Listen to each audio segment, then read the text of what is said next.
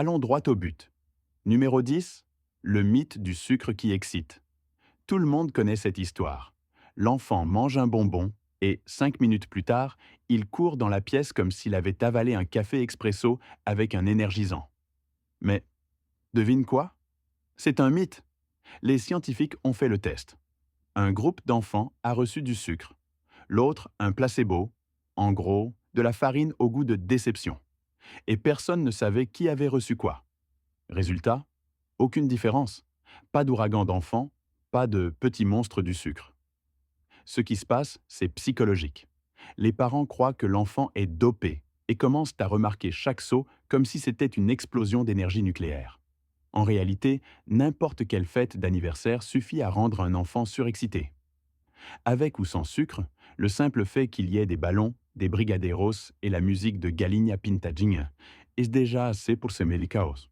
Numéro 9. Tu n'utilises que 10% de ton cerveau. Le mythe des 10% du cerveau est l'une des plus grandes fake news de la science. C'est comme dire que les poissons n'utilisent que 10% de l'océan, ou que tu n'utilises que 10% de ton lit. Spoiler, tu en utilises 200% quand tu dors en travers. Les films hollywoodiens ont adoré cette idée. Si tu actives les 90% restants, tu deviens un super génie. Mais en réalité, ton cerveau travaille à plein régime, même quand tu dors. Il contrôle la respiration, les battements du cœur, la mémoire, les émotions, et trouve encore le temps de te rappeler à 3 heures du matin une honte que tu as vécue en 2010. Détail. Le cerveau ne représente que 2% du poids du corps, mais consomme 20% de l'énergie. C'est un peu comme cet ami tout maigre qui mange 3 pizzas tout seul.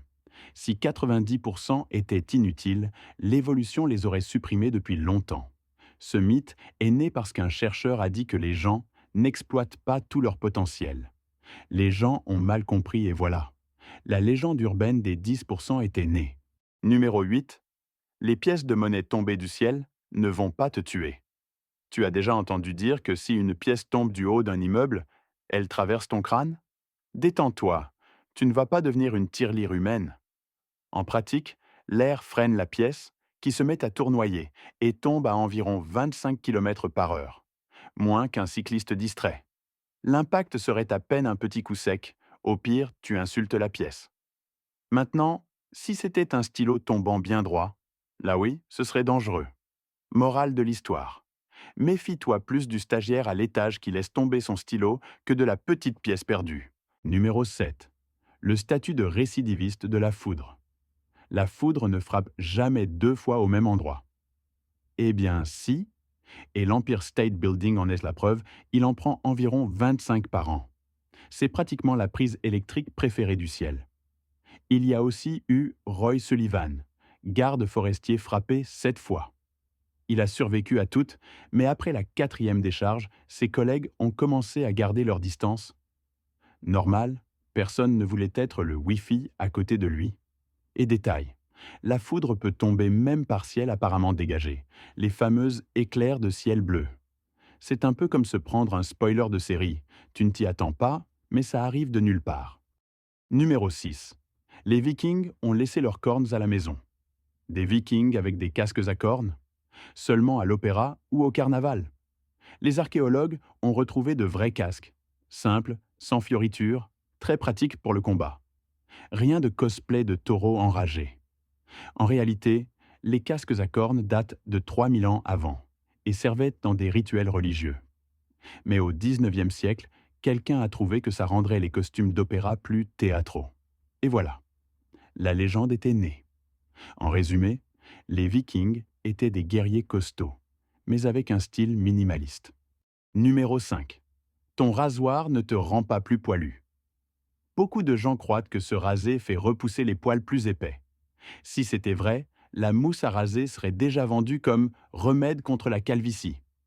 En réalité, quand tu coupes le poil, il reste droit, comme une petite souche d'arbre, ce qui donne l'impression qu'il est plus épais.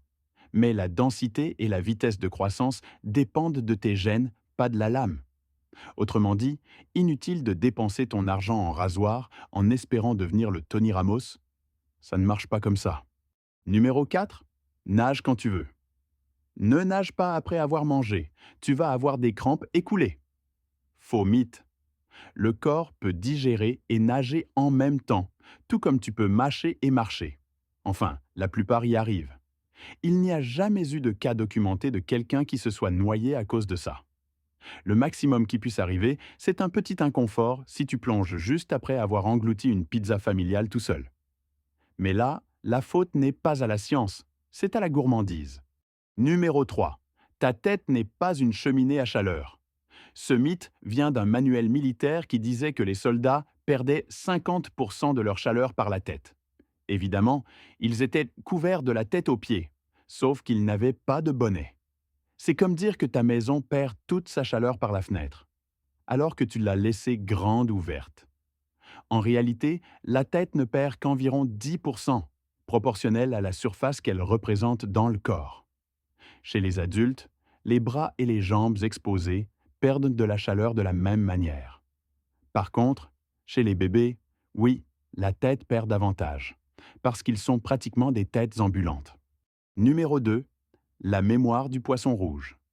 La légende des 3 secondes de mémoire est aussi fausse qu'un feuilleton sans fin heureuse.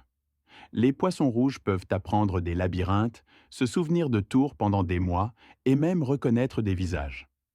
Certains distinguent différentes musiques. Autrement dit, ton poisson sait peut-être que tu as un goût musical affreux.